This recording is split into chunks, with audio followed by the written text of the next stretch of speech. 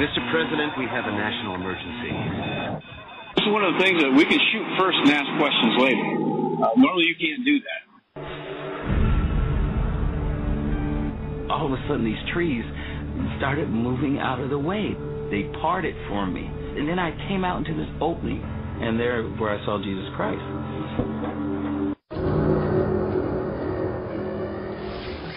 Back in 1927, an American socialist, Norman Thomas, 6 times candidate for president on the Socialist Party ticket, said the American people would never vote for socialism.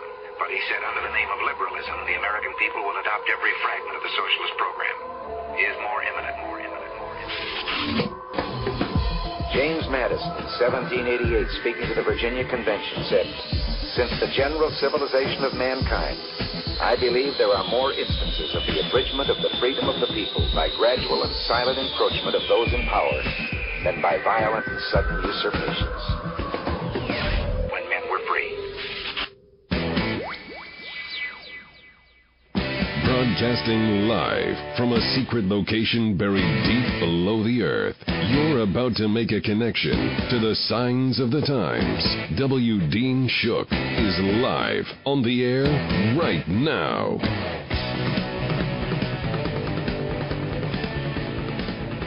And welcome to End Time News. I am your humbled host, W. Dean Shook, bringing you the news the mainstream media is never going to touch.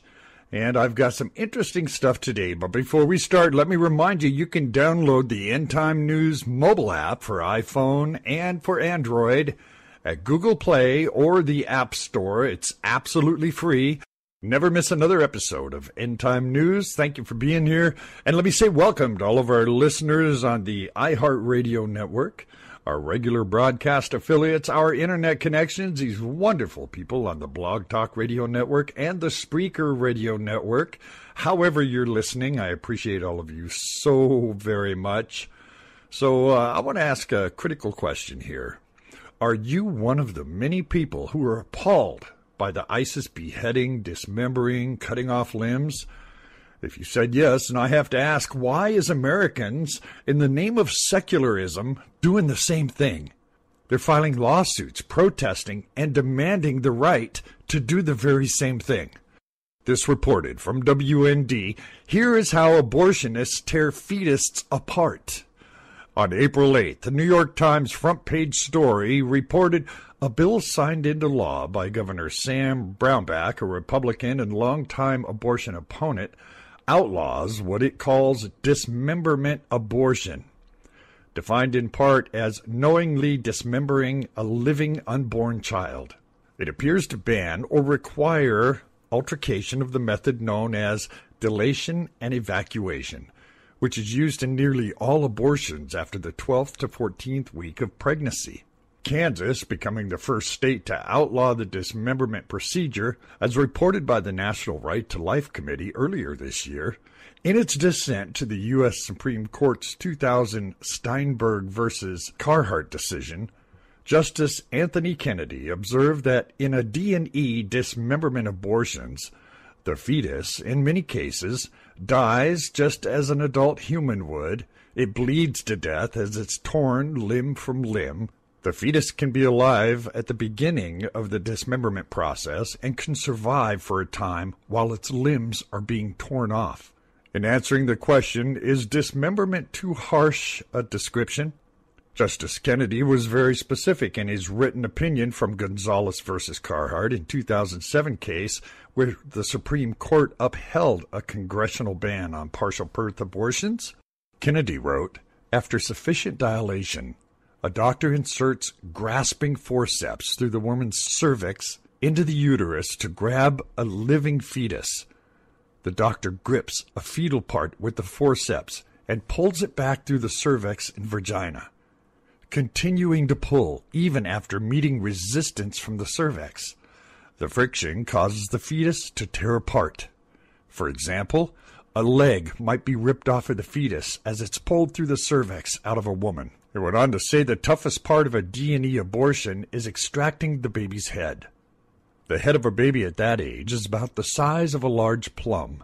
It's now free-floating inside the uterine cavity. You can be pretty sure you have a hold of it If the sulfur clamp is spread about as far as your fingers will allow, you can then extract the skull pieces. Many times, a little face will come out and stare back at you. If you refuse to believe that this procedure inflicts severe pain on that unborn child, please think again.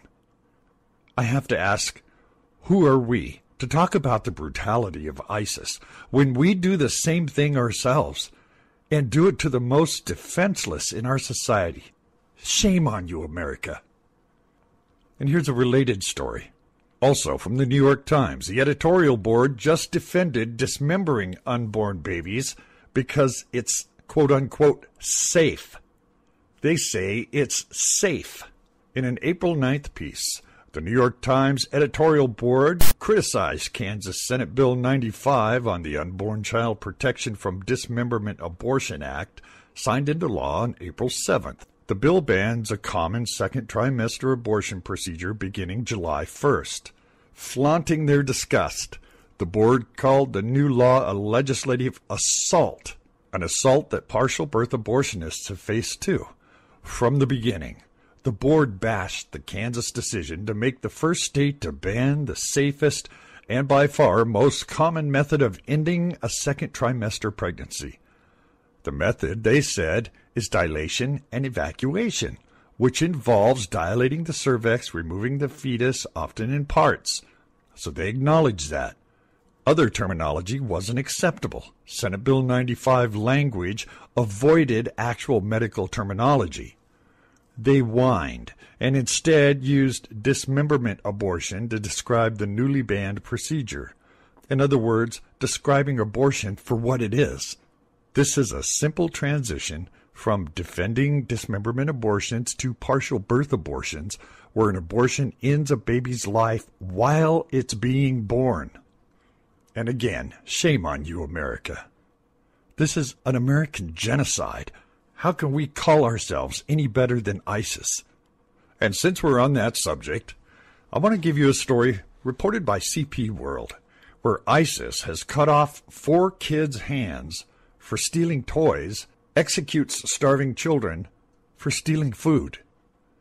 While it's no secret, the Islamic State regularly amputates the hands of grown adults who have been accused of stealing inside its strongholds, apparently no exception is given by the militants when a child is accused of stealing.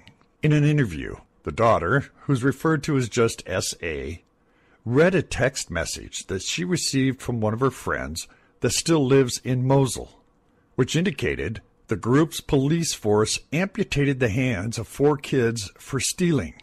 The message read, yesterday, they cut off the hands of 4 kids, aged 12, 11, 13, and 16. One of the kids stole a toy bird. The other stole an electric cable. S.A.'s brother, who is referenced as Ibram, added to S.A.'s comments by showing the Radu report a video of a preteen being shot in the back of the head, execution style, by ISIS militants because he stole food when he was hungry. The report explains that because of ISIS takeover in Mosul, there's been a food shortage in the town. It's somewhat understandable why the child stole the food. The video also shows the kid's father pleading for his son's life before he was ultimately executed. He stole something. He wanted to eat, Ibram stated. The mother, who was referred to as R.S., is a women's rights activist and described the strict punishment that the Islamic State has imposed on women that violate its strict laws. They cut off their hair. Some are stoned. Some are shot. Some are beheaded for adultery, R.S. said. If the woman has a boyfriend, the punishment is stoning. If she has more than one boyfriend, she'll be shot.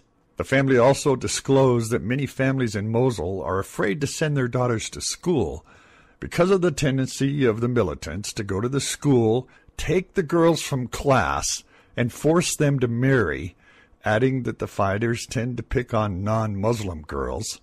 For Yazidis, if a girl is under 8, nothing happens. But if she's older than 8, they force her to have sex with the jihadists. From this religion of peace. I think the brutality there is pretty clear. And what are we doing here in America to our kids? Well, it seems that libraries are fighting parents over a gay penguin children's book. That's right, I said a gay penguin. On April 15th, 2015, newsbusters.org broke the story that, are you not comfortable with your first grader learning about family structure from a gay flightless aquatic bird? Well, maybe it's time to check out the library. On April 12th, the American Library Association 2015 State of American Libraries report listed the top 10 most challenged books of 2014.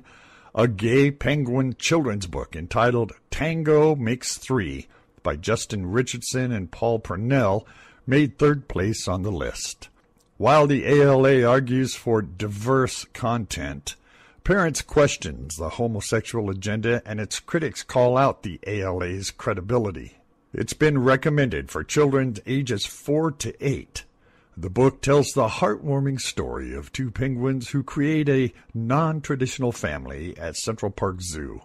Although Roy and Silo are different, the description reads, their desire for the family was the same.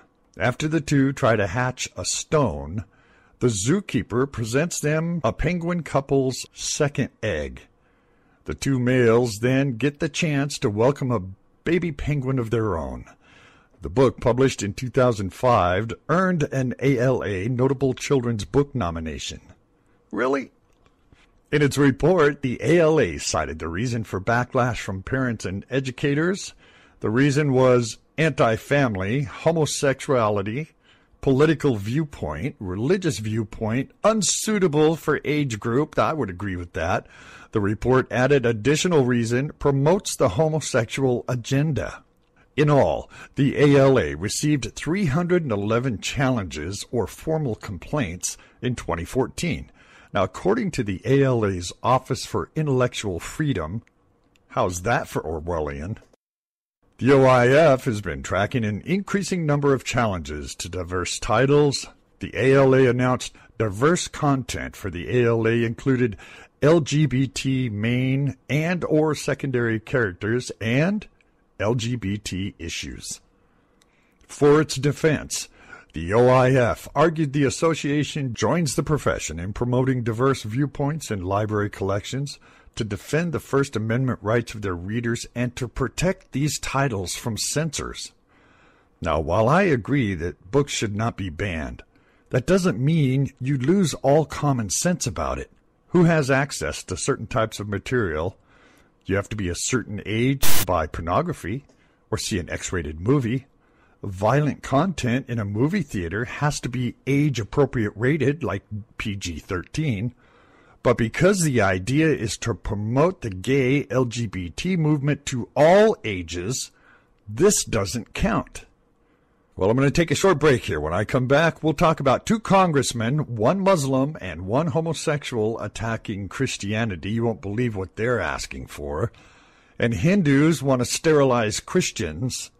And, of course, our lead story, the radioactive material that's been stolen in Mexico again, which may not be an issue if we didn't have so many terrorists right across our southern border. We'll get to all of those stories and more right after this short break. You're listening to End Time News. Hi, folks. Have you noticed the federal government and police departments are using drones for everything? Drones are expensive. They're hard to fly. It can take up to a week just to learn to make a drone hover. Not anymore. There's a new generation of drones that are not only affordable, but very easy to fly. Now, you can have your own personal drone, anything from a micro mini that'll fit in the palm of your hand, right up to a full-scale model, 10 inches in diameter like the model I have, the V949 Pro. Comes with a 6-axis 4-rotor blade and an HD 2.4 camera mounted on the bottom. These drones are made of a space-age polymer. They're durable, and don't worry about crashing your drone. Replacement blades for this drone from the website are only $1.80 for a pack of 4. That's right, I said $1.80 for a pack of 4 replacement blades. You can also get an extra long life battery. This battery allows you up to a half hour of fly time with a maximum speed of 40 miles an hour. Have your own personal drone, and you can get all of this for under $70. If you go to the website, wdeanshook.com, and click on the banner on the webpage, you can get from 7 to 22% off your personal drone. It's shipped as a kit. You can be up and flying your own personal drone with an HD camera within a half hour. Come to the webpage, wdeanshook.com. Click on that banner and get your discount today. wdeanshook.com. What if I told you that right now someone was choosing if you were going to live or die? What if I told you that this choice wasn't based on what you could or couldn't do, what you've done in the past, or what you would do in the future? And what if I told you you could do nothing about it? Fellow students and teachers, thousands of children are right now in that very situation. Someone is choosing, without even knowing them, whether they are going to live or die. That someone is their mother, and that choice is abortion. Every day, 115,000 children are dying through abortion. 115,000. That means that 5,000 children would die every hour. All those lives gone. All that potential gone. And all that hope and future gone. Now, I know what some of you might be thinking. Oh, it's not really killing. After all, a fetus isn't a child, right? Why do we think that just because a fetus can't talk or do what we do, it isn't a human being yet? The word fetus comes from the Latin word, meaning young one or young child. Some babies are born after only 5 months. Is this baby not human? We would never say that, yet abortions are performed on 5-month-old fetuses all the time. Or do we only call them humans if they're wanted? No, fetuses are definitely humans, knit together in their mother's womb by their wonderful creator, who knows them all by name. Some people might say that since abortion's legal now, it doesn't matter. It's not our business.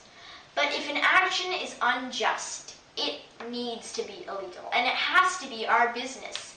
And this particular law has a huge impact on our society. In 1997, over 1 million abortions took place just in the U.S. And just last year, over 42 million abortions happened worldwide. I'd say that's a huge impact. I know some people say that the mother has a right to abort. After all, her life is dramatically impacted by having a baby. But I'm asking you to think about the child's rights that were never given to it. No matter what rights the mother has, it doesn't mean we can deny the rights of the fetus.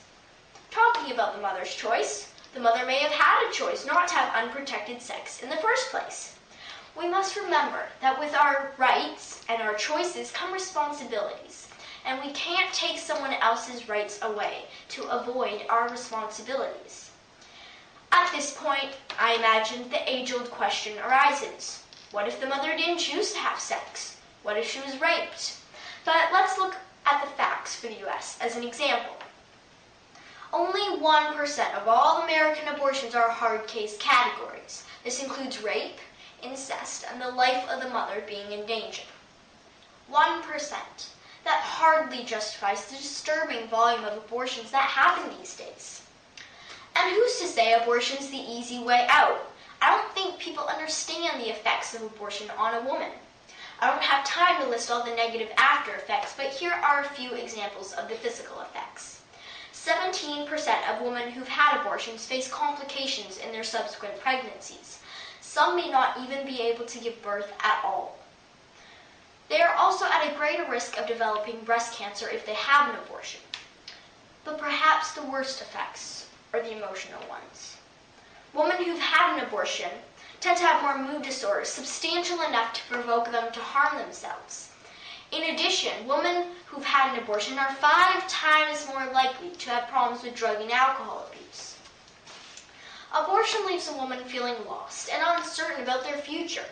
Almost 1/3 of all women who've had an abortion are dissatisfied with their decision.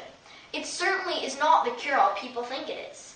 I read a story on the Focus on the Family website. It was about a girl who had an abortion. She writes, I had an abortion at the age of 17, and it was the worst thing I ever did.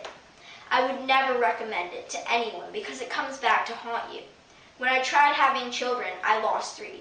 Something happened to my cervix during the abortion. Sharon Osbourne. Hers is just one of the many heart-wrenching stories that nobody tells these days, and those same ones are the ones that we need to hear about. Thank you for taking time to think about the issue of abortion, to think about the unborn, and to think about the effects of abortion on a mother.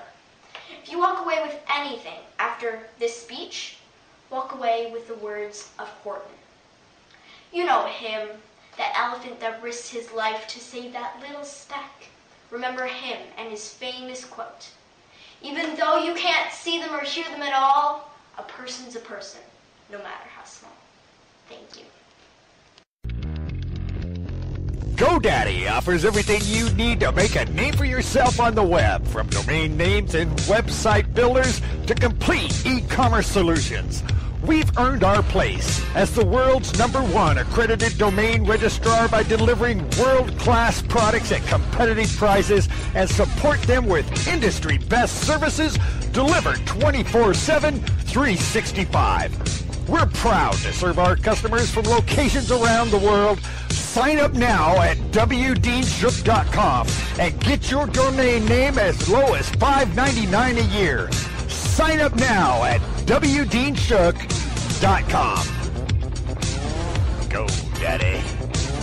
Go, Daddy.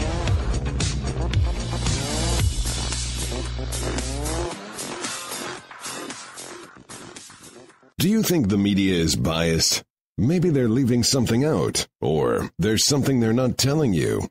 Now, you have a source for the truth in the news. W. Dean Shook, End Time News. Your connection to the signs of the times. And thank you for allowing me that break. I appreciate that. Please visit the sponsors on our webpage.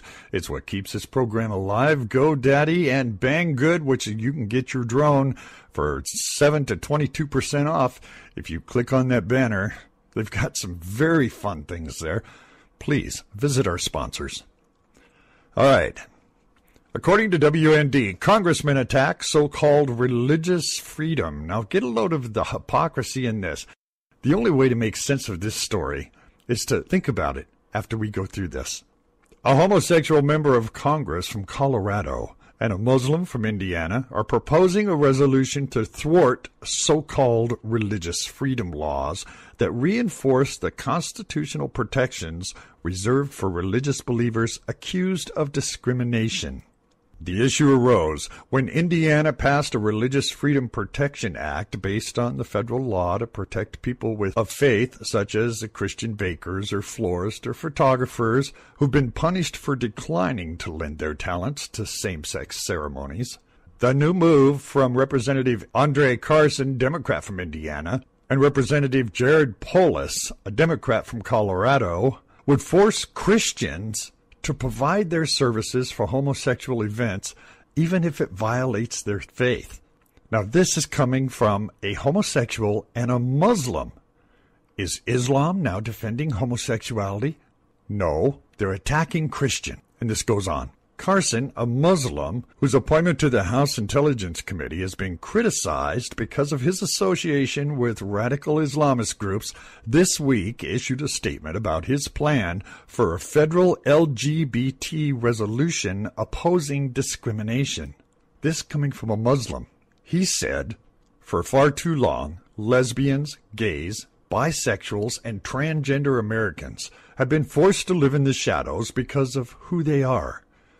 Carson said in a statement posted online, "Year after year, we see attacks on the LGBT community as governments at all levels look to institutionalize discrimination in the name of a religious freedom. Recently, we witnessed my home state of Indiana. It enacted a Religious Freedom Restoration Act, giving businesses the right to refuse service based on sexual orientation and gender identity." He said it's long past time for Congress to set in stone bans on such decisions based on religion. Carson asserted that all Americans, regardless of sexual orientation and gender identity, need to know they are valued members of our society. They deserve to live their lives like any other American, free from intolerance because of who they are, he said. America, he urged, must be tolerant of discrimination faced by the LGBT community. Well, you think that's the end of the story? No, there's more. This one, a Hindu leader calls for Christians to be forcefully sterilized to control population, demands Hindu gods be placed in churches. This Hindu extremist leader in India has called on Christians and Muslims in the country to be forcibly sterilized in order to control the population growth, and called for Hindu gods and goddesses to be placed in churches and mosques. Populations of Muslims and Christians is growing day by day. To rein in this, they will have to impose an emergency, and Muslims and Christians will have to be forced to undergo sterilization so they cannot increase their numbers. This according to Sativ Thakur, Vice President of All India Hindu Mahasabha. Now, according to FIDE's news agency, Thakur called on Hindus to have more children to increase their population, said the idols of Hindu gods and goddesses should be placed in mosques and churches. Christians and other religious minorities have faced persecution in India before, with churches reporting a number of attacks in the past several months. Back in February, nearly 200 Christians demonstrated and were arrested in New Delhi for protesting against the series of attacks on Christian places of worship. They're urging that the government's not doing enough to crack down on religious violence. But wait, there's more. The Christian population of India has been on the rise, while a recent global survey projected that by 2050, India will overtake Indonesia as the home of the largest Muslim population in the world. Sorry, Mr. Obama. In January, watchdog group Open Doors blamed Hindu extremism for the rise of persecution against Christians in India, ranking the country 21st on its annual World Watch List. Are there any tourists who want to take their vacation in India? Maybe some Christian tourists? Maybe not. Well, here's our headline story out of Yahoo News. Mexico scrambles to find stolen radioactive material. Mexico City authorities appealed to the help of Mexico's population on Thursday to locate stolen radioactive material, the latest theft of such dangerous substances in this country. The Interior Minister issued an alert in 5 southern and eastern states late Wednesday, 2 days after a toolbox-sized container carrying uranium-192 source was snatched from a truck in a residential parking lot. Luis Penente, the National Civil Protection Coordinator, urged ordinary Mexicans to be on the lookout, to notify authorities right away if they find the material, which is used for industrial radiography to check welding seams. He noted that in previous cases, the thieves did not even know what kind of material they had taken. There had been 3 other cases since 2013, and so far, the material has always been recovered. Each time that one of these units have disappeared from the hands of companies in charge of them, we've recovered them with the help of the population. He urged everybody who finds it to stay away and quickly call the authorities. Penente posted a picture of the metallic 50 by 30 centimeter container on his Twitter page. The trifoil radiation symbol is printed in red and yellow, warning caution, radioactive material.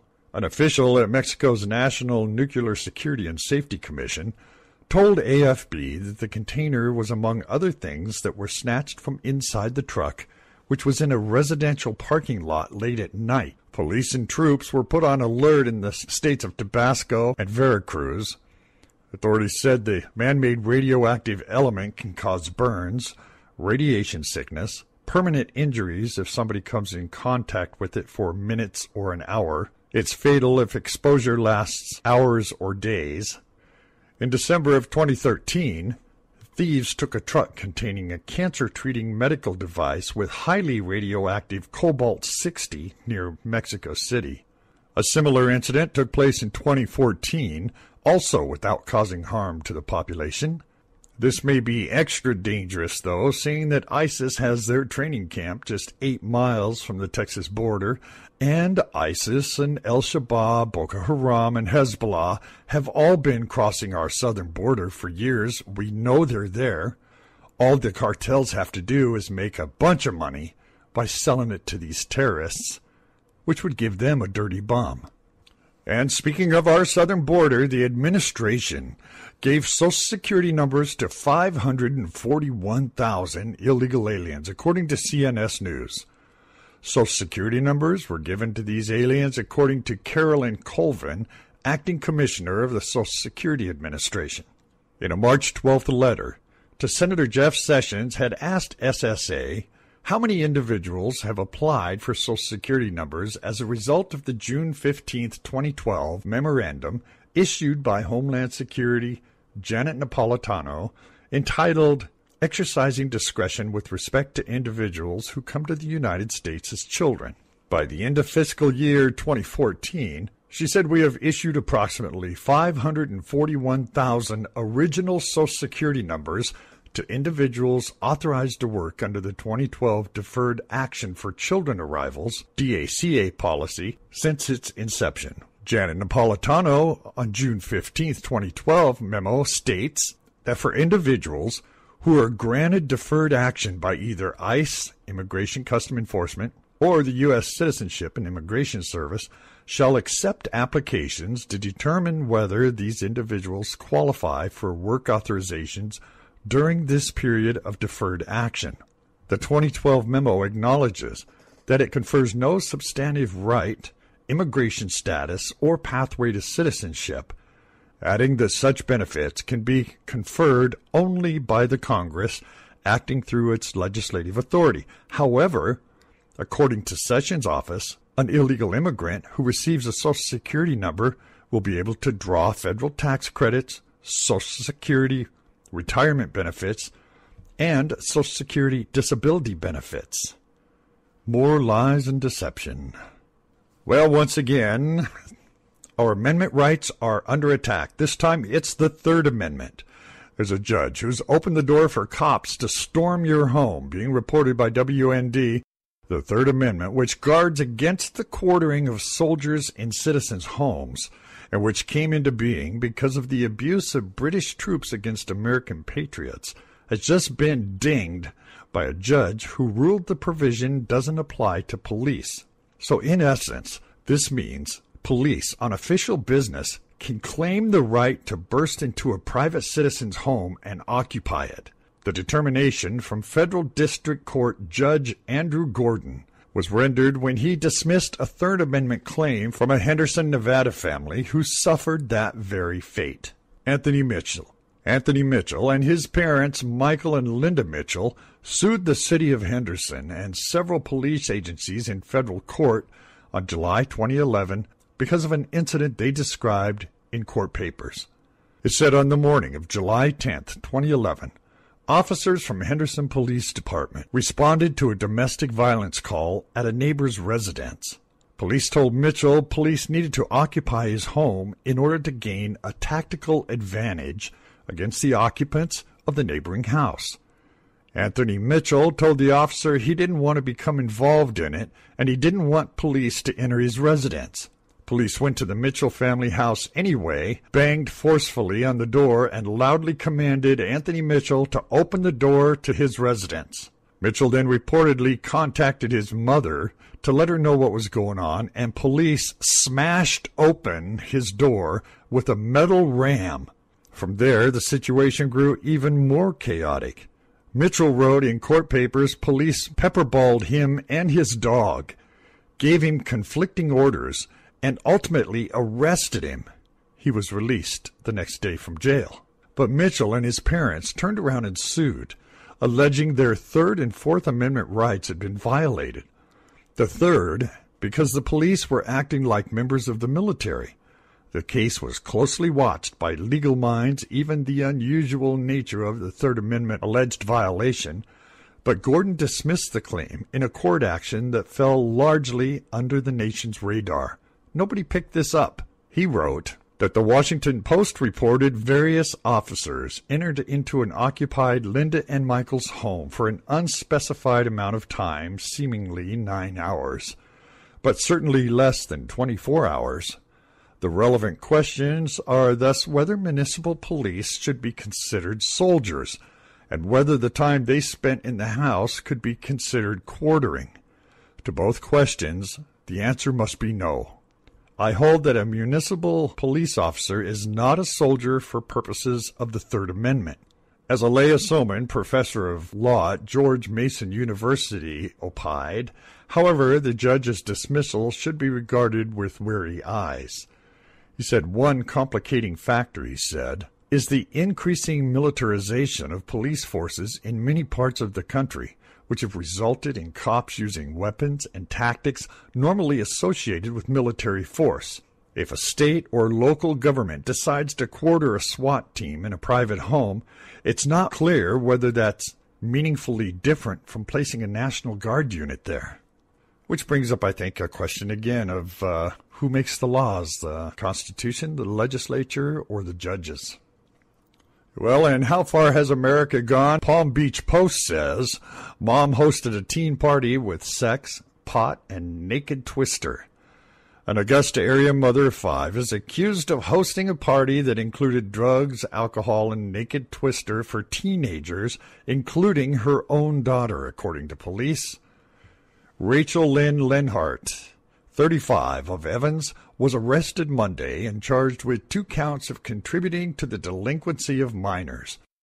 Now, according to the Columbia County Sheriff's Office, she was later released from jail after posting $3,200 bond. The Georgia mom accused of hosting a teen party with pot, sex, and naked twister was charged Monday with 2 counts of contributing to the delinquency of minors.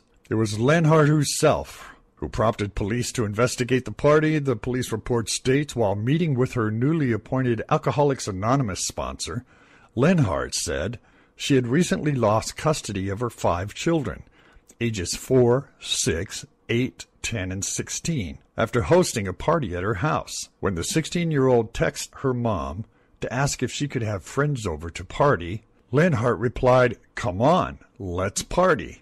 Lenhart said she allowed the teenagers to smoke marijuana and drink alcohol at her home. According to the police, the partygoers then were allowed to play Twister while nude with Lenhart, who left the game in order to have sex with an 18-year-old in a bathroom, the report says. Lenhart allegedly demonstrated various sexual toys to the group, the police said. The naked party continued in the home's hot tub. Lenhart allegedly told the sponsor. Later, when Lenhart was sleeping, she said she awoke to find someone having sex with her and realized it was her daughter's 16-year-old boyfriend, according to the police. The 41-year-old AA sponsor reported that Lenhart told her the story, who also questioned the mother before the arrest.